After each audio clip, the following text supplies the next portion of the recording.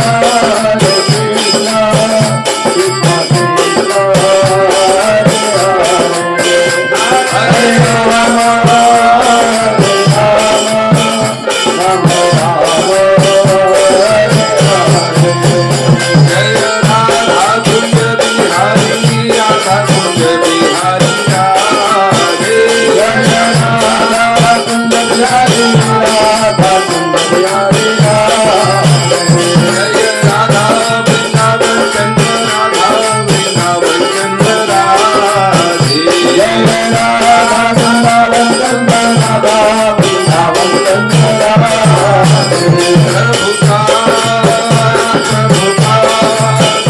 प्रभुपाद जय जय प्रभुपाद जय जय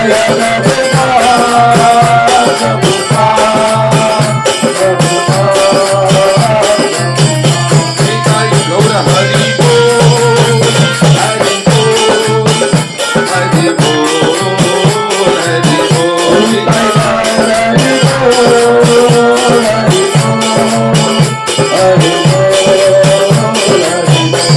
बोल निताई गौर प्रेमानंदे हरिनाम संकीर्तन की जय। अनंत कोटि वैष्णव वृंद की जय जगद्गुरु श्रील प्रभुपाद की जय हरि बोल, हरि बोल. सगळ्यांनी हरे कृष्ण एकदा हात वर करायचे. हात वर करून सगळ्यांनी महामंत्र म्हणायचा आहे. हरे कृष्णा कृष्णा कृष्णा हरे हरे हरे राम राम राम हरे हरे. तर सर्वप्रथम या ठिकाणी सर्वांना दंडवत प्रणाम. आणि प्रभूजी इतके सुंदर गातात. मला वाटतं आज सगळ्यांनी आनंद लुटला जे इथं होते त्यावेळेत. तीर्थ विठ्ठल, क्षेत्र विठ्ठल, अजून कुठलं विठ्ठल किती गावा, अशी छान छान भजनं. तर सगळ्या भक्तांचं आज हार्दिक स्वागत आहे. आज आपला 3रा दिवस आहे कथेचा. साऊंड अतिशय व्यवस्थित आज मॅनेज झालेला आहे. काल थोडंसं डिस्टर्ब वाटलं, काय होतं ते सुरुवातीला ते नीट नसेल ते पुढचं थोडंसं सगळं मॅनेजमेंट बिघडतं. आणि या ठिकाणी सगळे भक्त उपस्थित भक्तांच्या उपस्थित सर्व श्रोत्यांच्या चरणामध्ये कोटी कोटी प्रणाम. जगद्गुरु श्रील प्रभुपाद श्रीमद भागवत विठ्ठल रुक्मिणीला प्रणाम.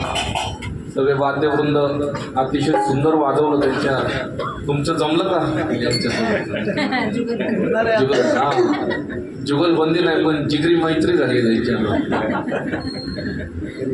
तर अशा प्रकारे आज आपला 3रा दिवस आहे आणि बरेच भक्त या ठिकाणी आहेत. तर आज आमचे दिघीच्या खास उदार चंद्रभागा माताजी या ठिकाणी उपस्थित आहेत. माताजी नेहमी आळंदीचे जे पण आमचं काही असतं, आमचे सुभाष पवार प्रभूजी, षडभुज दर्शन प्रभू आणि माताजी उदार चंद्रभागा माताजी, इस्कॉनच्या दिंडीचं सगळं प्रसादाचं व्यवस्थापन त्यांच्या घरात असतं, भोजनचं. आणि इस्कॉनचंच नाही, वारकऱ्यांच्या दोन्ही दिंड्या त्यांचं सुद्धा व्यवस्थापन त्यांच्या घरात असतं. आणि तेवढंच नाही तर दर हप्त्याला घरात सत्संग ठेवतात. आता आम्हाला वाटतं 9वा अध्याय आमचा आज चालू झाला गीतेचा, 1.5 वर्ष. आणि कसलंही कुठलीही मदत वगैरे काही अपेक्षित न करता हा सत्संग 1.5 वर्ष चालू ठेवलाय त्यांनी. सॉरी 15 वर्ष, मीच 1.5 वर्ष होतो. माझ्या आधी एक प्रभूजी होते.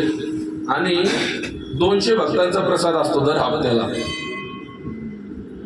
विचार करा म्हणजे किती उत्साह म्हणायचा. ॲक्च्युली फार अवघड असतात या गोष्टी. कंटाळा येतो कधी कधी माणसाला, किंवा एवढं रोज नाही का, किंवा दर आपल्याला एवढं करायचं. त्यांनी खास सत्संगसाठी भांडे तसे शेगड्या घेऊन ठेवल्या. हे सगळं सिस्टम, आलेल्या भक्तांचा प्रसाद. आणि तुम्ही कधी आळंदीला जात असाल किंवा कुठून येत असाल, तुम्ही जर त्यांना फोन केला, प्रभूजी असं असं आम्ही येतोय, आम्ही प्रसाद घेतलेला नाही आहे, पुढच्या 15-20 मिनिटामध्ये तिथल्या सगळ्या माताजी येतात त्यांच्या इकडं. 15 मिनिटातच तुमचं सगळं भोजन तयार असतं. अशी सेवा कुठं भेटते का? हे फक्त श्रीकृष्णाच्या भक्ताच्याकडेच भेटते. आम्ही बऱ्याचदा त्रास देत असतो. कधी कुठं सत्संगला गेलो, चाकणला, कुठं मोशीला गेलो, आम्ही फक्त सांगतो प्रभूजी येतोय बरं का. ते लगेच ओळखून जातात, येत आहेत का हे. मग ते लगेच सगळे नित्य सेवा माताजी आजूबाजूच्या पटकन एक माताजी पीठ घेणार, लगेच चपात्या स्टार्ट करून टाकतात. इकडं 2-4 माताजी. हे का सांगतोय? कारण श्रीकृष्णाचे जे भक्त आहेत यांचा सेवाभावच वेगळा आहे. असा सेवाभाव कुठंच भेटणार नाही. म्हणून आपण काल जे पाहिलं, सूत गोस्वामी म्हणतात शौनकादी ऋषींना की लोक भक्ती मार्ग हा स्वार्थी वृत्तीने बघत असतात. भक्ती का करतात लोक देवांकडे का जातात? आपला स्वार्थ साधण्यासाठी. असं कोण जात नाही की बाबा गेलाय गणपती बाप्पा, बस मला आता फक्त तुझ्यावर प्रेम करायचे, मला तर काही नको, मला आता तुझ्यावर जीव जाडलाय माझा, असं कोणी म्हणत नाही. हा ना, देवी मातेकडे पण जातात, दुर्गा मातेकडे, कोणी म्हणत नाही बस आता तुझ्या चरणात माझं जीवन अर्पण करतो आणि बस. नाही नाही नाही, या गोष्टीच नाही तो, ते पण मग वैतागतात. त्यांना वाटतं ठीक आहे बाबा, हे गिऱ्हाईक आले, क्लायंटला देऊन टाका काय पाहिजे ते, लेनदेन व्यापार. परंतु श्रीकृष्ण जे आहेत त्यांच्याकडे येणारा कोण असतो? जो प्रेमी भक्त आहे, भक्ती प्रेमाने करतोय, श्रीकृष्णाच्या भक्तीचा ज्याला गोडवा प्राप्त झालाय किंवा श्रीकृष्णाचा महिमा ज्याला कळलाय, श्रीकृष्णाच्या भक्तांचा महिमा ज्याला कळलाय, असाच व्यक्ती हा श्रीकृष्णाकडे येतो. आणि जेव्हा तो श्रीकृष्णाकडे येतो मग काय होतं, त्याचं जे हृदयरूपी पात्र आहे ते श्रीकृष्णाच्या प्रेमाने इतकं भरून जातं, इतकं भरून जातं. आता तुम्ही लोक इथं येत आहे, तुम्हाला माहिती आहे का की माणूस तेव्हाच येतो जेव्हा त्याला रस प्राप्त होतो. रस म्हणजे काय? प्रत्येक व्यक्तीला या जगामध्ये रस पाहिजे. जर रस नाही भेटला ना तर लोक बघत नाही परत फिरून. प्रत्येक व्यक्तीला रस पाहिजे. त्यामुळे आपण पाहू शकतो घरामध्ये जे कामाला पेंटर लोक वगैरे येतात ना, सारखे तासाला अर्ध्या तासाला म्हणतात जरा मावशी चहा देता का करून, ना थोडं ते करतच राहणार, थोडं काहीतरी तंबाखू घेणार, टाकणार, का? कारण कामात रस नाहीये. कर्म जो मार्ग आहे ना, कर्मामध्ये प्रयास प्रधान आहे पण कर्मात पण रस नाही. कारण ज्या गोष्टीत रस मिळतो ना माणूस ती गोष्ट निरंतर करू शकतो. त्यामुळे बघा लोक घरातून बाहेर निघतात ना सकाळी जॉबला, जे कोण असतील, महिला असतील, पुरुष असतील, कसे निघताना एकदम व्यवस्थित आंघोळ पांघोळ नाश्ता पाणी करून एकदम मस्त टाय लावणार, भांग पाडणार, व्यवस्थित तयार होणार. हा, आणि कामावून आल्यावर कसं असतं, कामावून ते पाणी दे, ते जेवण दे का, जाताना तर एवढा तयार होऊन गेला होता, येताना तसं नाही आला का? कारण त्याच्यामध्ये रस निघून जातो.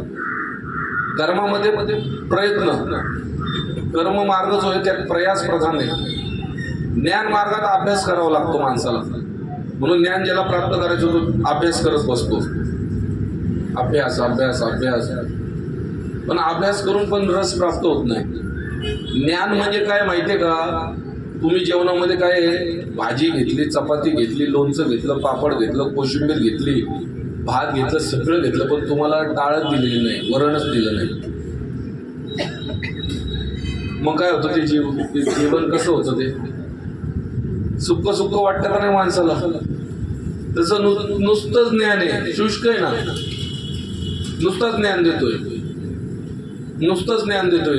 आता तुम्ही इथं काय येताय, आमचे जे गुरुजी आज येणार आहेत ते आम्हाला नेहमी सांगतात नुसती कथा नाही करायची, समोरच्याला कळायला पाहिजे आपल्याला किती ज्ञान आहे ते महत्वाचं नाहीये.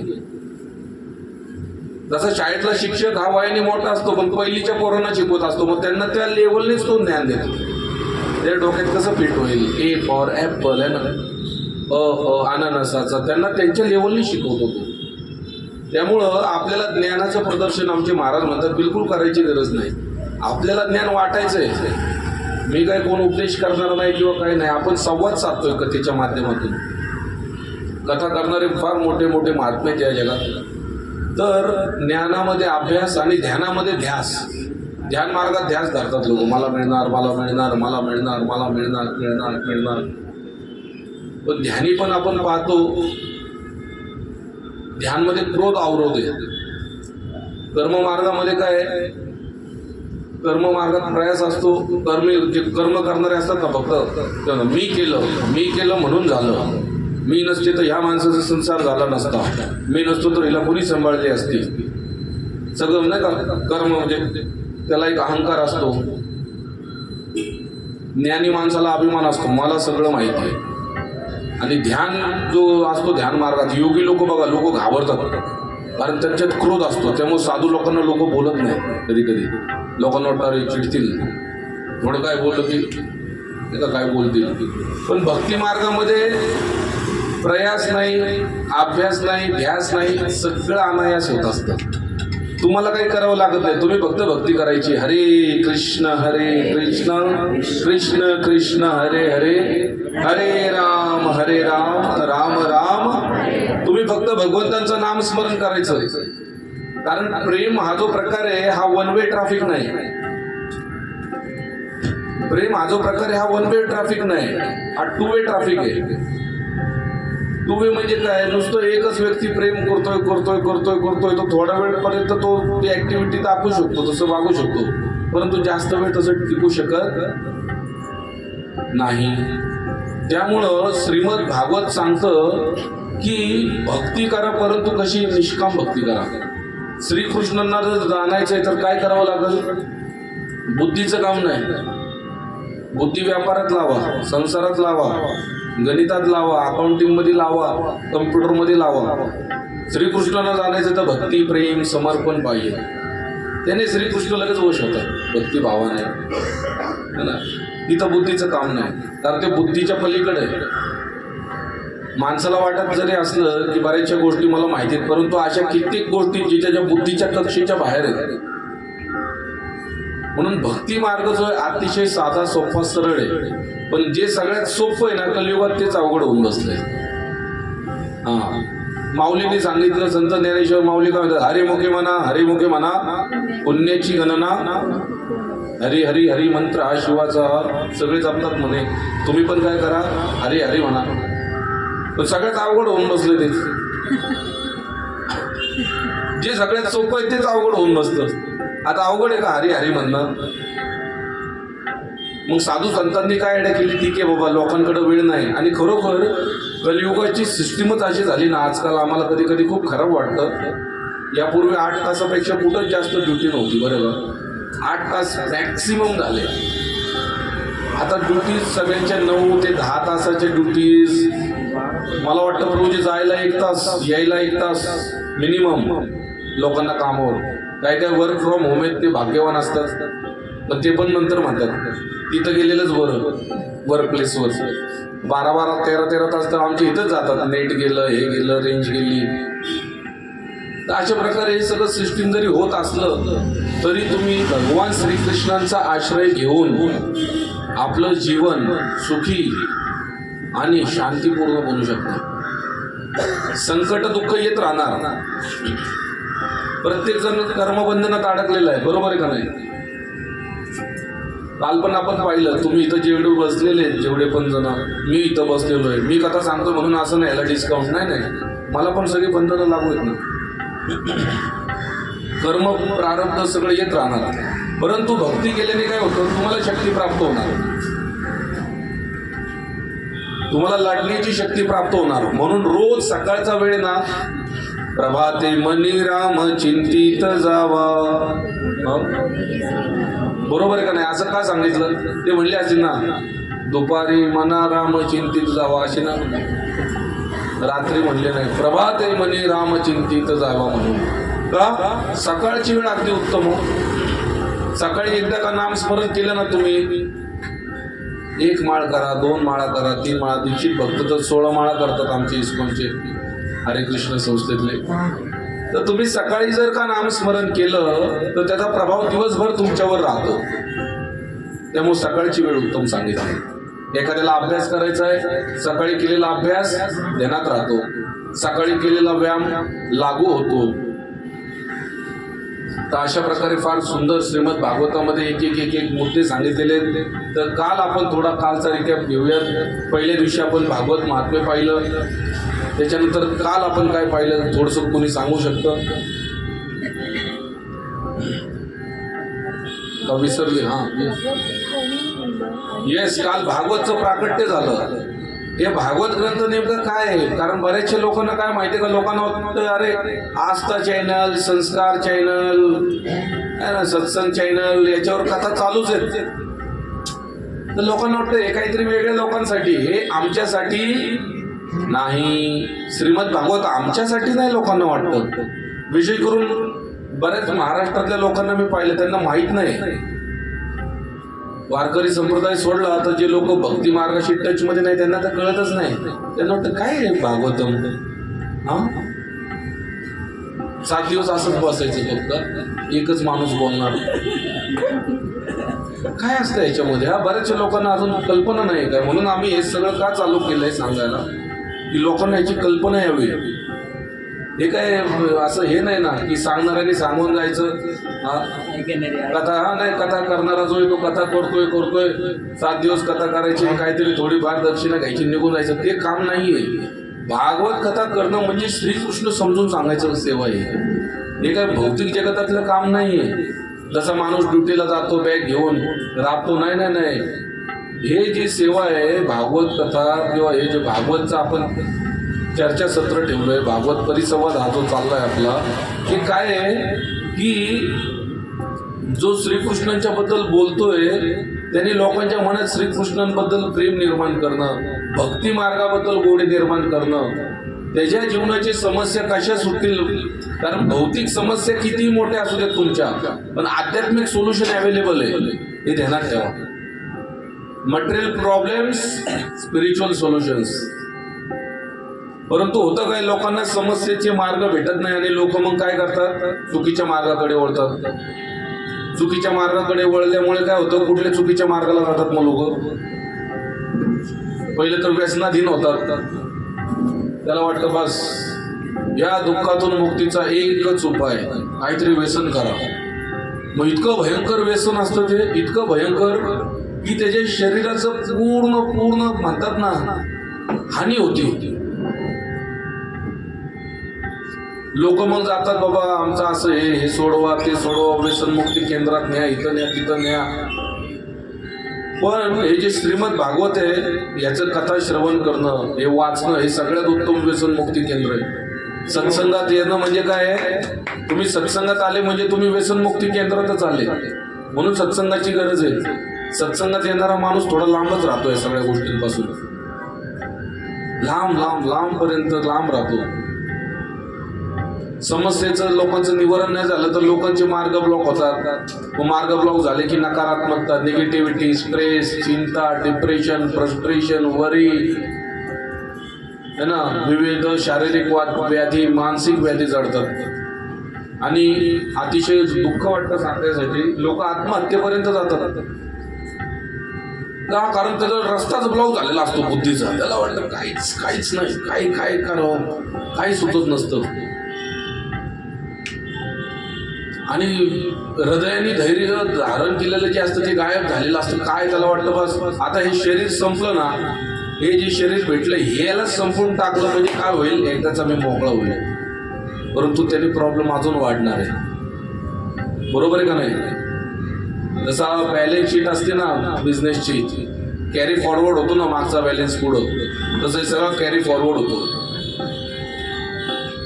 त्यामुळे भक्तांनो, आज आपली जी कथा आहे तर 3रा दिवस आहे. माताजींनी सांगितलं भागवतचं प्राकट्य. अजून माताजी काय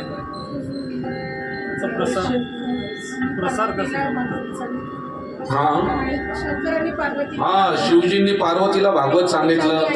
त्याच्यानंतर प्रसारक त्याला पाहिजे होता. मग प्रसारक म्हणून कोण भेटलं, बोलो सुखदेव गोस्वामी महाराज की. सुखदेव गोस्वामी आपल्याला भेटले आणि नुसते भेटले नाही तर त्यांनी परीक्षित महाराजांना तिकडे गेले.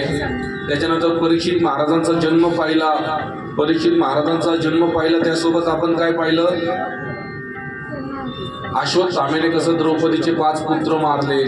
त्याच्यानंतर भीष्मांचं पाहिलं आपण, भीष्मांचं महानिर्वाण. काल सांगता एक राहिलं, युधिष्ठिर महाराज सगळे तिथं बसलेले होते आणि मनात त्यांचा एक प्रश्न आला. त्यांनी प्रश्न विचारला. ते म्हणले की एक प्रश्न म्हणले, विचारू का? म्हणले विचारा ना, काय प्रश्न? साक्षात श्रीकृष्ण आमच्या सोबत असताना देखील आम्हाला प्रॉब्लेम कशी काय आले? बऱ्याचदा लोकांचं होतं ना, लोक भक्ती का नाही करत, त्यांना वाटतं असं दुःख भोगायचंय तसं दुःख भोगायचंय, न करताच भोगू, एन्जॉय करू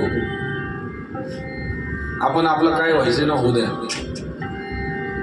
त्यांनी बघा कसला प्रश्न विचारला. ते म्हणले भक्ती, एवढे तुमचे भक्त हे सगळे आम्ही, आणि साक्षात श्रीकृष्ण ज्याचं नाव घेतल्याने सगळं पवित्र होतं, पावन होतं, शुद्ध होतो, ते श्रीकृष्ण आमच्या सोबत असताना आम्हाला काय भोगावं लागलं? दुःख भोगावं. असं का झालं? भीष्म म्हणतात, अरे बाबांनो, असं समजू नका की श्रीकृष्ण तुमच्या सोबत असताना दुःख भोगावं लागलं. कधी कधी लोकांना वाटतं भक्तीत आल्यावर त्रास चालू होतो, आणि लोकांच्या अपेक्षा काय असतात? मी एकदा का जप करायला चालू केलं ना, हरे कृष्ण बस माझ्या जीवनात एसी लागला पाहिजे, समोर एक 20 लाखची गाडी उभी राहिली पाहिजे, मागा एक छान बंगला निर्माण झाला पाहिजे, आहे का नाही? सगळे लोकांनी मी घरात आल्यावर जय जयकार केली पाहिजे, समाजात गेल्यावरती माझी आरती झाली पाहिजे. वेगळेच अपेक्षा घेऊन निघतात लोक. त्याला वाटतं बस आता मी सगळ्यात बुद्धिमान प्राणी, मी आता भक्तीत नाही. भक्तीत आल्यानंतरही तुम्हाला समस्या असणार, भेडसवणार. तर भीष्मदेव याचं फार छान उत्तर देतात. भीष्मदेव म्हणतात, अरे बाबा, जनसामान्य लोकांना शिकवण्यासाठी श्रीकृष्ण त्याच्या भक्तांना दुःख देतात की बघा, माझ्या भक्तांच्या जीवनात किती दुःख आलं तरी ते माझं भजन किती आनंदाने करतात. माझ्या भक्तांच्या जीवनात किती दुःख आलं तरी ते पळून जात नाही त्या संकटातून, दुःखातून आणि माझ्या भक्तीतून. ते संकटाला तोंड देत देत काय करतात? हरे कृष्ण कृष्ण कृष्ण हरे हरे, हरे राम राम राम. आणि जनसामान्यांना शिकवतात की तुम्ही असेच म्हणा. नाही तर लोकांचं काय असतं माहितीये का? जनसामान्य लोक थोडंसं दुःख आलं ना तुटून जातात, पूर्ण लाईफ डिस्टर्ब करून घेतात. घरामध्ये ह्याला दोष दे, त्याला दोष दे, तू असं आहे म्हणून झालं, ह्यांनी तसं केलं म्हणून झालं, तोच बेकार आहे म्हणून झालं, असाच फला नाही. अहो मला सांगा, प्राण्यांची हत्या करणाऱ्याला सुद्धा श्रीकृष्ण सांभाळतात येतं, तुम्हाला आम्हाला का नाही सांभाळणार? नास्तिक लोकांना श्रीकृष्ण सांभाळतात येत. असं का देवाला मानत नाही म्हणून त्याचा पत्ता कट केला पृथ्वीवर? आले का श्रीकृष्ण चक्र घेऊन? मला मानत नाही का चक्र? नाही, असं कधीच करत नाही. त्यांना जर सांभाळतात तर तुमच्यासारखे जे भक्त भागवत कथेत येऊन बसले त्यांचा किती लाड करतील याची कल्पना केलेली बरी आपण. खरंय का नाही? गायांना त्रास देणाऱ्यांना सुद्धा सांभाळावं लागतंय श्रीकृष्णाला. सगळ्यात प्रिय गाय श्रीकृष्णाची, पण त्या काय करणार? शेवटी आपलेच दात आपले चोट म्हणतात ना, तशी अवस्था झाली भगवंतांची. तर अशा प्रकारे भक्तांनो, भीष्मदेवांचं आपण काल पाहिलं परिनिर्वाण. त्याच्यानंतर कुंतीची प्रार्थना. काय करते कुंती प्रार्थना? मला दुःख दे म्हणते. आपल्यातलं अजून कुणी मला वाटत नाही दुःख मागितलं असेल देवा पुढे जाऊन. मोठं लोक देवाच्या तिकडं काय काय माहिती कनेक्शन, कुठल्या देवळात चालले, मंदिरात चालले की जसं राशनच्या दुकानात ती लिस्ट असते तशी लिस्टच घेऊन जातात. मला हे पाहिजे, मला ते पण दे, मला हे पण पाहिजे, मला ते पण पाहिजे, ते पण दे, ते पण दे, हे सगळं द्या. आणि दिलं नाही ना मग तुला चेंज करू आम्ही, मग आम्ही दुसरीकडे जाऊ. मग हे प्रेम नाही, हे तर व्यापार आहे दुकानदारासारखं, है ना? करतात लोक म्हणतात ना, हार केलो आम्ही, तिकडे गेलो, सगळं दिलं तिकडं, काय चढवायचं सगळं चढवून टाकलं, काय नाही फरक पडला. मग काय फोटो चेंज घातला, भिंतीवर नवीन फोटो लावून टाकला आता. आणि लोकांची भक्ती शास्त्रानुसारच करत नाही. शास्त्र, भागवत पुराण, गीता, भागवत सांगतं ते नाही. लोकांची भक्ती इन्फ्लुएन्स कशी होती माहितीये? कशाने होती भक्ती इन्फ्लुएन्स? टीव्हीवर कुठली सिरियल चालली त्यांनी लोकांची भक्ती इन्फ्लुएन्स होत असते. टीव्हीवर एखादी सिरियल पाहिली, चांगलं आहे, आम्ही वाईट म्हणत नाही, नक्कीच तुम्ही सिरियल काढा, चांगलं आहे, परंतु लोकांनी शास्त्र सुद्धा वाचायला पाहिजे. गीता, भागवत करीती श्रवण, अखंड चिंतन विठोबाचे. हरे कृष्ण कृष्ण कृष्ण हरे हरे, हरे राम राम राम हरे हरे. क्षमा करा, काल आपण जय विजयची पण कथा पाहिली. तर भक्तांनो, जय विजयच्या कथा काल आम्ही बोललो की भौतिक जगात बाउन्सर म्हणतात. खरोखर क्षमा मागतो, परंतु भगवान श्रीकृष्णांचे जे आहेत ना द्वारपाल, त्या भौतिक जगातले बाउन्सर फिक्के आहेत. त्यांना कोणाला पेमेंट नाही, काय नाही, परंतु श्रीकृष्णाच्या ते मागे पुढेच असतात आणि श्रीकृष्णाच्या सेवेत रत असतात. तर अशा प्रकारे भक्तांनो आपला दुसरा अध्याय आपण पाहिला आणि याच्या पुढे आजची आपण कथा सुरुवात करूया. तर अतिशय सुंदर आज तिसरा दिवस आहे आपला आणि माझा दिवसभर प्रयत्न असतो की तुम्हाला काय उदाहरणं सांगावीत जेणेकरून तुम्हाला ते समजून येईल. बऱ्याचशा गोष्टींचा उलगडा या कथेतून होत असतो. या ज्या कथा आहेत या कथामधून बऱ्याचशा गोष्टी रिव्हील होत असतात. तर आज फार सुंदर कथा आहे. तर दुसऱ्या स्कंदात काल आपण सृष्टीचा क्रम पाहिला. सृष्टी कशी बनते, सगळ्यात पहिलं आकाश तयार होतं, आकाशातून वायू है ना, वायू नंतर काय येतं अग्नी, अग्नीनंतर पाणी आणि पाण्यातून पृथ्वी. बरोबर आहे का नाही? आणि ही पृथ्वी काय आहे, पृथ्वीपेक्षा पाणी 10 पट आहे, पृथ्वीपेक्षा पाणी 10 पट आहे. म्हणजे पृथ्वी त्या पाण्यात जाते. बरं, निर्मितीचं पण बऱ्याचशा लोकांना वाटतं अरे आकाशातून वाणी कसा निर्माण होतो.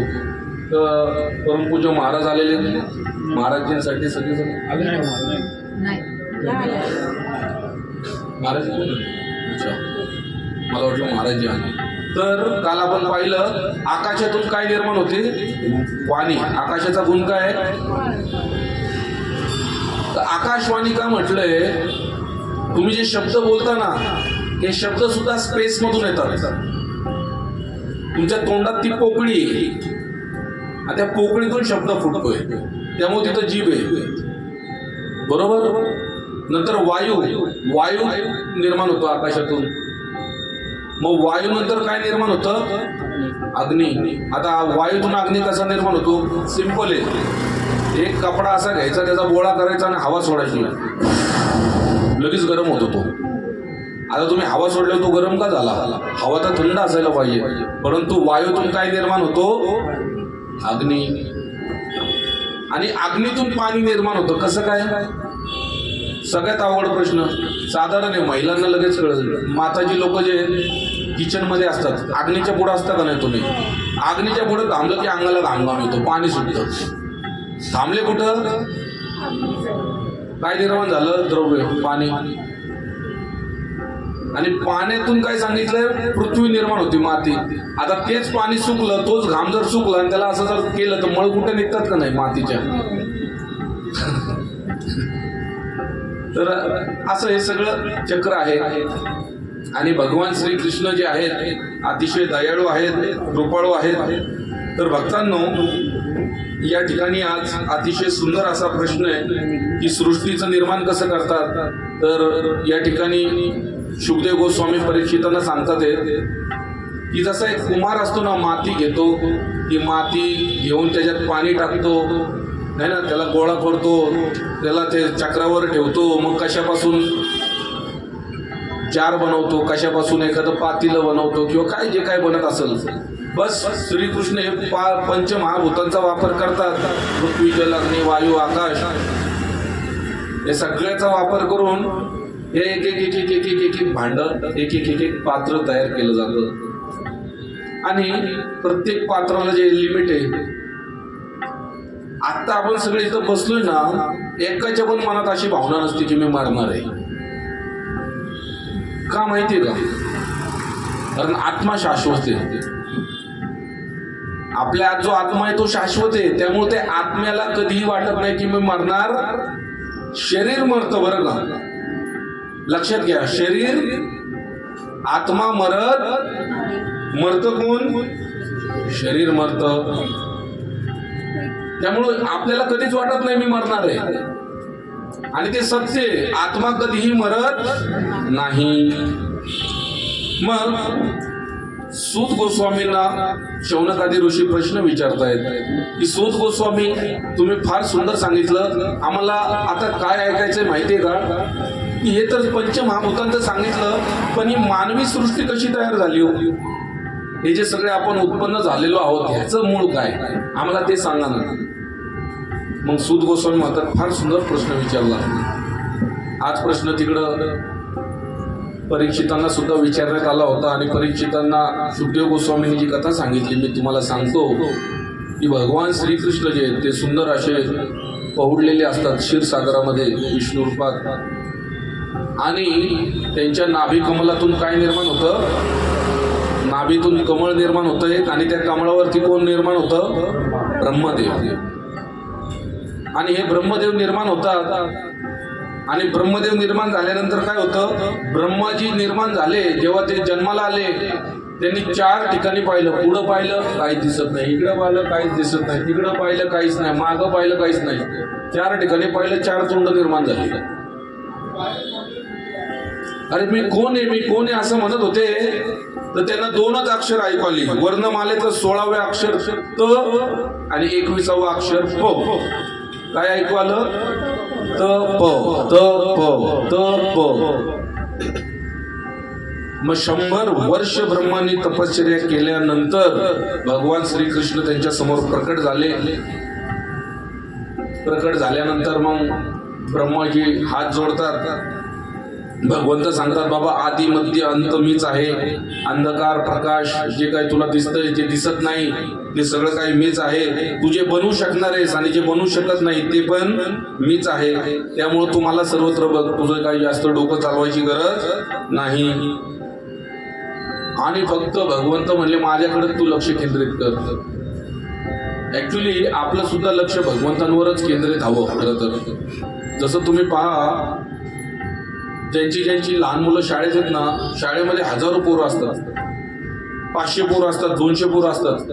पण आई जेव्हा मुलाला आणायला जाते किंवा वडील जेव्हा मुलाला आणायला जातात, त्यांना दुसऱ्या मुलांचे चेहरे दिसतच नाही. एवढ्या पोरांमध्ये स्वतःच पोरग दिसत असतं फक्त. एवढी किलबिल कोरकोर काय काय चालू असतं सगळं. ते आईला कोणच दिसत नाही. आईला फक्त एकच दिसतं, माझं बाळ कुठं आहे, माझं बाळ कुठं आहे. आणि मग दिसलं की बरं वाटतं, हा बाबा आलं बाहेर आला. का तर जिथं प्रेम आहे ना ते बरोबर दिसणार. जिथं प्रेम नाही ना, मग तिथं काय त्याच्या पार त्या समोरासमोर घेऊन ठेवा तरी दिसणार नाही त्याचं ते. पण जी गोष्टीवर प्रेम आहे त्या गोष्टीवर माणसाचं लक्ष असतं. ज्याचं भगवंतांवर प्रेम आहे तो भगवंतांना शोधणार. आमचे कितीतरी भक्त आहेत ज्यांची बदली होती कामामध्ये. कुठले भक्त पुण्यातून मुंबईला जातात, कोण मुंबईतून पुण्याला येतं, कोण पुण्यातून दिल्लीत जातं, कोण दिल्लीतून मद्रासला जातं. ते ज्या सिटीत जातील पहिलं म्हणतात हरे कृष्ण मंदिर कुठे बघू द्या बाबा. म्हणजे काय होईल? सत्संगाची सोय होईल, दुसरं महाप्रसाद खायला भेटेल आणि तिसरं कथा श्रवण करायला भेटेल. तर अशा प्रकारे भक्तांनो, जो श्रीकृष्णाचा प्रेमी जन आहे, प्रेमी भक्त आहे, तो काय करतो? भगवंतांचा शोध घेतो. आणि भगवंतांनी दाखवलं की त्यांचं विराट रूप दाखवलं. त्यांचे जे तळवे आहेत ते पाताळ लोक आहे, वरचं अंग जे ते 7 लोक आहे, असं वेगवेगळं सगळं त्यांनी कालगती त्यांना दाखवली. काल आपण जे पाहिलं त्याचं थोडंसं मी विस्तार करतोय. ही सगळी झाडं जी आहेत ती काय? श्रीकृष्णांच्या अंगावरची केस आहेत. सगळ्या नद्या वाहतात त्या श्रीकृष्णाच्या रक्तवाहिन्या आहेत. असं श्रीकृष्णांनी त्यांना सगळं दाखवलं. आणि कृष्णांनी सांगितलं, ब्रह्मा सृष्टी निर्माण करा. काय करा? मग ब्रह्माजीने त्यांच्या मनातून 4 त्यांचे पुत्र, मानस पुत्र कोण? चतुष्कुमार जन्माला घातले. सनत कुमार हे 4 आले. त्यांना म्हणले जावा काय करा? सृष्टी निर्माण करा. ते म्हणले या भांडात आपल्याला पडायचं नाही. सृष्टी कोण निर्माण करतंय? अमृत छाडिया विष मांगे हेही बडो मोर. अमृत सोडून कोण विष पिल का म्हणले? तुम्ही संसार करायला लावताय, तुमची प्राप्ती करायची का संसार करत बसायचा? वेळेचं काम सांगता काय आम्हाला? असलं काही सांगू नका बाबा म्हणले. आम्ही आहेत ना बालक रूपातच राहणार. कारण लहान मुलं फार चांगले असतात म्हणे. का? बच्चे मनके सच्चे आहे का नाही? काही विकार नसतो. आता 2 मिनिटं भांडतील, परत येतील. हे मम्मी हे मम्मी येणार. 2-4 मिनिटं भांडणार, परत येणार. पोरं भांडणं झाली परत विसरून जातात. इतकं निरागस असतं. लहान बाळा मोठी माणसं नाही, ती डोक्यात ठेवतात. हा भांडला ना सोडायचा नाही भाऊ, खिंडीत गाठू घ्यायला गाठत. लोकांच्या डोक्यातच असतं. हा याला गाठू आपण, मग दाखव मी कोण आहे. असतं तर कोणच नसतो. एक आमचे प्रभूजी सांगत होते, विदेशात फार चांगलं म्हणले. तिथं तुमच्या कामाच्या ठिकाणी किंवा समाजात असं काही भांडणं झाली ना, तर ती लोक लगेच स्वतःहून नियम घालून घेतात. काय माहितीये का? की बाबा नादीच लागायचं नाही त्याच्यात. मग ते शेजारी जरी बसले ना तरी ते एकमेकाला त्रास देत नाही, चिडत नाही, कारण बाबा आपलं पटत नाही. पण ते म्हणले मी भारतात जेव्हा पाहिलं आपल्या इथं फार डेंजर आहे, खंजीर घेऊनच माग असतो बाबा. हा, त्याची बदनामी कर, त्याला असं त्याचं येड पळून टाकता येतो. तिकडं तसं नाही. ते म्हणजे तिकडं जर त्यांना कळलं ना यार ह्या व्यक्तीचं ना आपलं नाही जुळत आहे, लगेच तुला पण त्रास नको, मला पण त्रास नको. ते चतुष्कुमार म्हणले आम्ही काय बाबा हे करणार नाही, आम्हाला श्रीकृष्णाची भक्ती करू द्या. श्रीकृष्णाची भक्ती करू लागले. त्याच्यानंतर काय झालं, मग ब्रह्माजीच्या भ्रुकुटीतून एक बालक उत्पन्न झाला, रडत रडत उत्पन्न झाला, म्हणून नाव ठेवण्यात आलं रुद्र, महादेव. आणि भ्रुकुटीतून जन्माला आले, मोठे झाले लगेचच, कारण सृष्टी उत्पन्न. त्यांना सांगितलं, ब्रह्मा म्हणले जावा सृष्टी उत्पन्न करा. ते म्हणले चालतंय करतो. अरे बापरे, सगळी तमोगुणी सृष्टी निर्माण केली, खेकडे, विंचू, साप. अरे अरे अरे अरे अरे. ब्रह्मा म्हणले सृष्टी निर्माण करताय का प्रलय करताय बाबा तुम्ही? नाही नाही नाही नाही, तुम्ही हे डिपार्टमेंट सोडा, तुम्ही दुसरं तुम्ही प्रलयचं डिपार्टमेंट घ्या, हे नका डिपार्टमेंट घेऊ तुम्ही. मग त्यांना प्रश्न पडला काय करावं, कोणच ऐकत नाही. मग त्यांनी काय आयडिया केली, त्यांनी एक प्रयोग केला. ते म्हणले एक काम करू. त्यांनी मनातून मरीची, नेत्रातून आत्री मुनी, मुखातून अंगिरस, त्याच्यानंतर कानातून पुलस्य, नाभेतून पुलह, असे वेगवेगळे ऋषी केले तयार. हातातून कृतू ऋषी आले, त्वचेतून भृगू, प्राणातून वसिष्ठ, अंगठ्यातून दक्ष, त्यांच्या इच्छेतून हे चतुष्कुमार तर आलेच होते, आणि सावलीतून कर्दम, असे सगळे त्यांनी मुलं प्रकट केली. हे पण कोण सृष्टी करायला तयार नाही. नाही म्हणले बाबा जन्माला घातलाय भगवंतांनी आपल्याला कशासाठी, त्यांना जाणण्यासाठी. आणि हे म्हणतात काय, सृष्टी करा. आम्हाला नका सांगू म्हणले, सृष्टीचं कार्य आम्ही करणार, आम्हाला ही सृष्टी वगैरे काय करायची नाही, आम्हाला काय करू द्या, भक्ती करू द्या. ब्रह्मा म्हणले बापरे, उद्या जर मला रिपोर्ट मागितला श्रीकृष्णाने काय केलं तू आतापर्यंत प्रोग्रेस, काय दाखवायचं, सगळे ब्रह्मचारी, एक लग्न करणं नाही, सृष्टी निर्माण करणं नाही. मग त्यांनी एक आयडिया केली. त्यांनी काय केलं, त्यांच्या उजव्या अंगातून मनू आणि डाव्या अंगातून शत्रुपा, हे पहिले स्त्री पुरुष असे उत्पन्न केले. आणि इथून मैथुनी सृष्टी, स्त्री पुरुषांच्या संयोगातून ही सृष्टी चालू झाली. मनू आणि शत्रुपा ध्यानात ठेवा. बऱ्याचदा लोकांना वाटतं आपले पूर्वज कोण आहे, शाळेत शिकवलं जातं आमिबा नाही, विठोबा, तिथून आले आपली सृष्टी. शाळेत सांगितलं जातं ना आमिबातून माणसं आले ना. माकडाचा माणूस झाला का माकडाचा माणूस? अमेरिकेतून ही थिअरी काढून टाकली. अमेरिकेत ही थिअरी चालत नाही आता. माकडातून माणसं आले, बाकीचे माकडं माणसं का नाही झाले? ते पण व्हायला पाहिजे होते ना. जर माकडातून माणसं आले तर मग माकडांसारखे गुण पण पाहिजे ना, झाडावर लटकायचे, इथं तिथं जायचे, उद्या बोलायचे. तर या थिअऱ्या पुसून काढल्या बऱ्याचशा शास्त्राने. तर अशा प्रकारे या ठिकाणी कुणाची उत्पत्ती झाली ध्यान देऊ नाही का, कुणाची, मनू आणि शत्रुपा. मग या मनू आणि शत्रुपाला 2 मुलं आणि 3 मुली झाल्या. प्रियव्रत आणि उत्तानपाद ही 2 मुलं झाली, 3 मुली झाल्या. आकुती, देवाहुती आणि प्रसूती या 3 मुली झाल्या. बघा मुली जास्त आहेत, मुलींना मारून नाही टाकलं. पहिली सृष्टीच्या क्रमात सुद्धा मुली जास्त आहेत, त्यांनी मुलींचा सांभाळ केला. आणि या ज्या 3 मुली होत्या आणि हे जे 2 मुलं होते, मग ब्रह्मांनी सांगितलं बाबा असं असं आहे, आपल्याला काय करायचं आहे, आता ही सृष्टी सगळी वाढवायची आहे. तुम्ही सगळे लोक काय करा, आता आपल्याला हे कार्य करायचंय.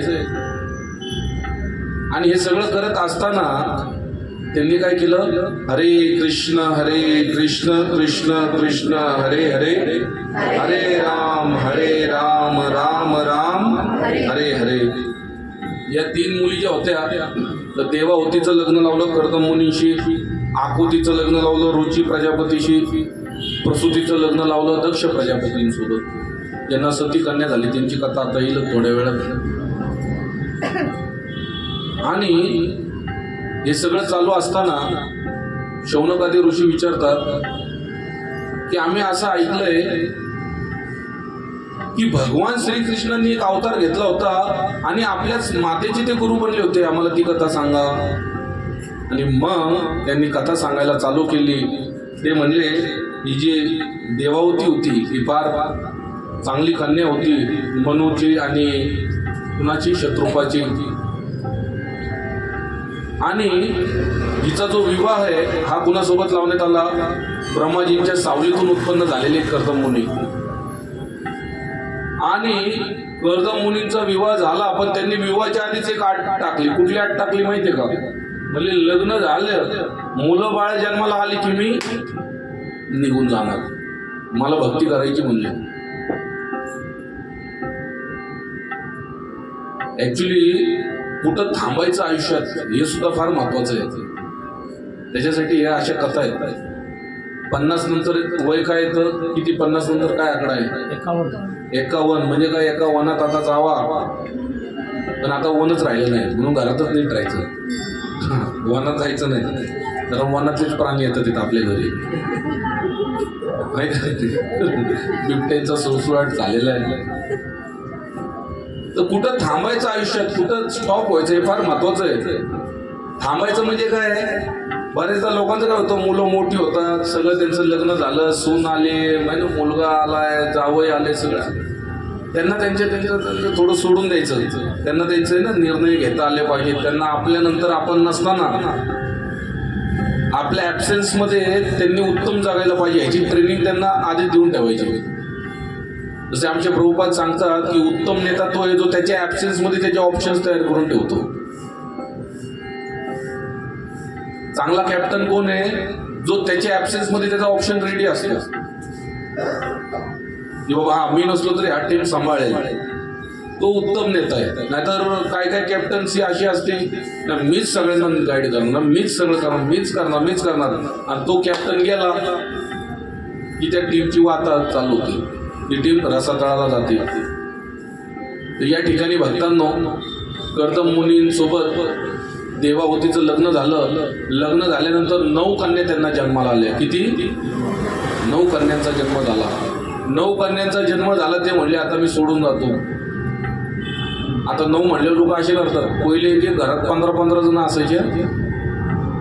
आजींना बघा, आता आजी असतात तरच एक एक घरात काय ते असे टीमच असायची क्रिकेटची. हा ना, काय कुठं जायची गरजच नाही, घरातच टीम बनायची सगळी. आणि बरं असं असताना सुद्धा लोक गुन्हे गोविंदाने राहायचे. इतके लोक असायचे कुटुंबात. हे पुण्यातले काही काही तुम्ही भेटा, आपले जे जुने जाणते लोक आहेत ते सांगतात असं मोठं कुटुंब असायचं, एवढं करावं लागायचं ना. पण त्या घरच्या त्या स्त्रिया पण वैतागायच्या नाहीत आणि एक वेगळाच उत्सव आनंद असायचा रोजचा.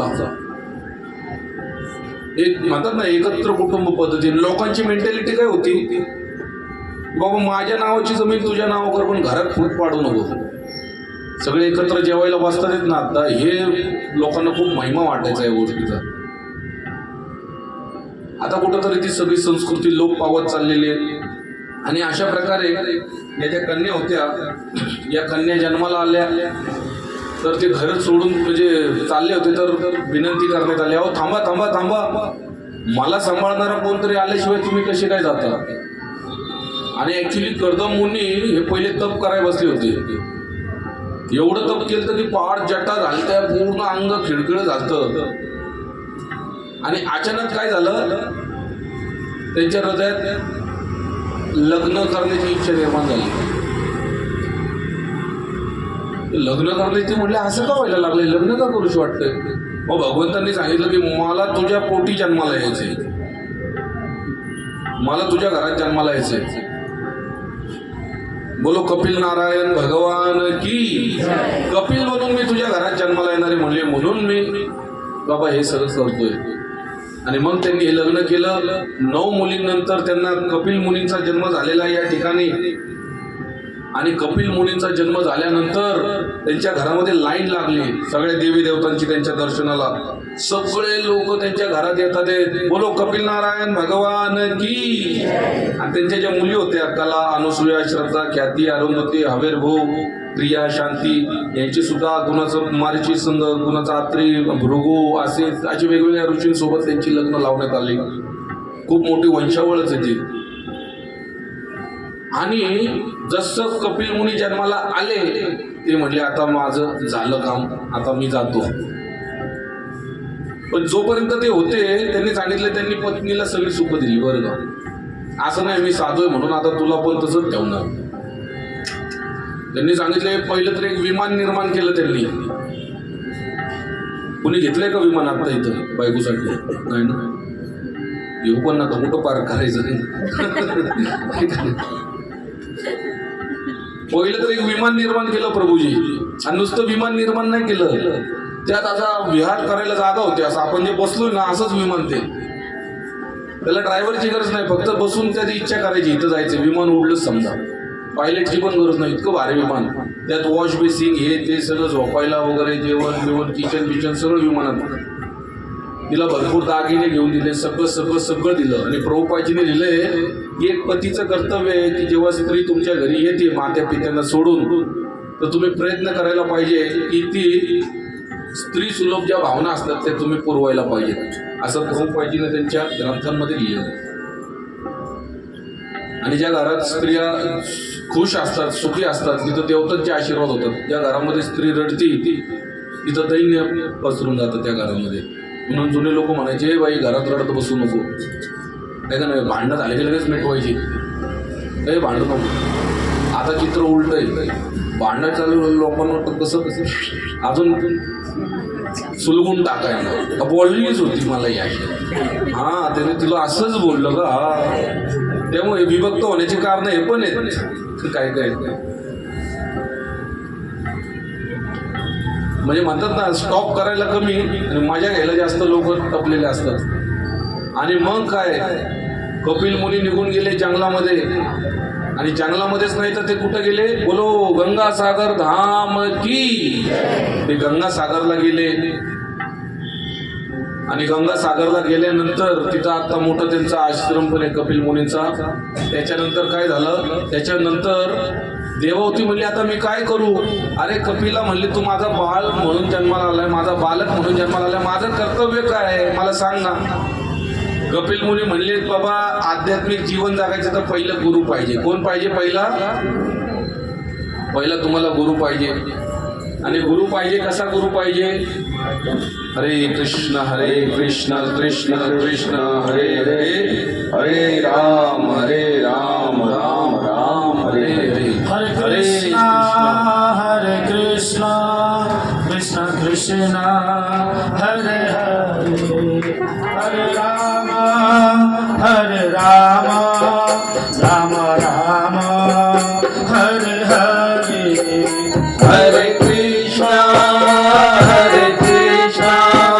कृष्ण कृष्ण हरे हरे, हरे राम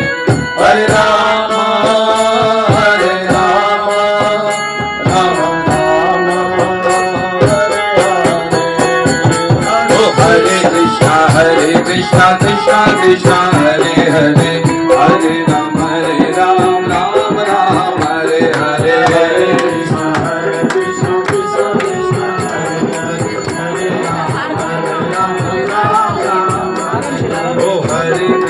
हरे कृष्ण कृष्ण कृष्ण हरे हरे, हरे राम राम राम हरे हरे. हरे कृष्ण कृष्ण कृष्ण हरे हरे, हरे राम राम राम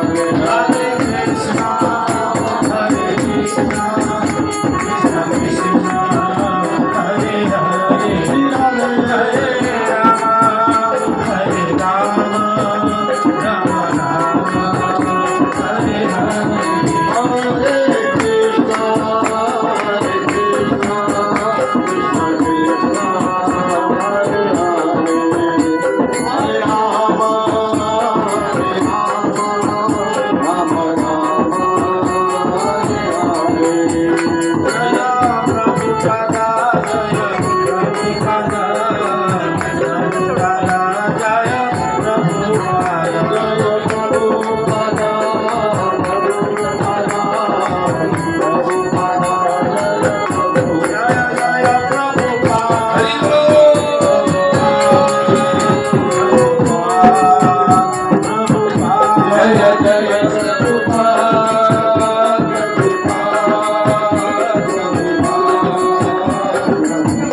हरि बोल हरि बोल हरि बोल निताय गौर हरि बोल निताय गौर हरि बोल हरि बोल हरि बोल निताय गौर हरि बोल हरि बोल जय हो निताय गौर हरि बोल हरि बोल हरि बोल निताय गौर हरि बोल हरि बोल हरि बोल हरि बोल निताय गौर हरि बोल हरि बोल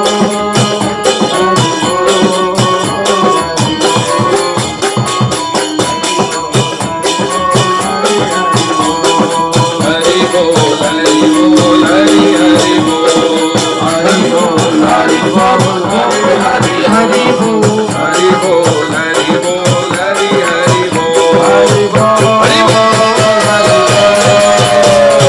बोल निताय गौर हरि बोल हरि बोल हरि बोल